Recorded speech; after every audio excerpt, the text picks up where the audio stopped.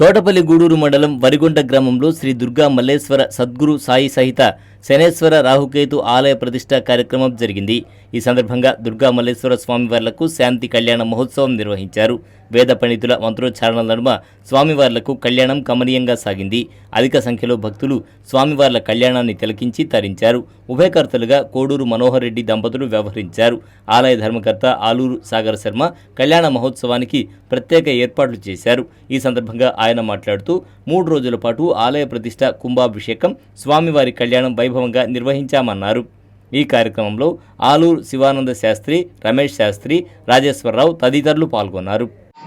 ఈ యొక్క 4వ తేదీ, 5వ తేదీ, 6వ తేదీ అనగా ఈరోజు 3వ రోజు, ఈ 3 రోజులు త్రయాణిక దీక్షగా మేము ఈ యొక్క కార్యక్రమాలు ఋత్వికులు ఆధ్వర్యంలో, యాజ్ఞిక బ్రహ్మ ఆధ్వర్యంలో ఈ యొక్క 3 రోజుల పాటు యజ్ఞ యాగాదులు, అలాగే కలశ స్థాపనలు, యంత్ర ప్రతిష్టాపన, నవగ్రహ మండపారాధన కార్యక్రమాలు జరిగాయి. ప్రతిరోజు కూడా ఉభయతాత్మపూర్వకంగా మండలాభిషేకములు జరుగును. ఎవరైనా కూడా రావచ్చు, వాళ్ళు కూడా వచ్చి చేయించుకోవచ్చు.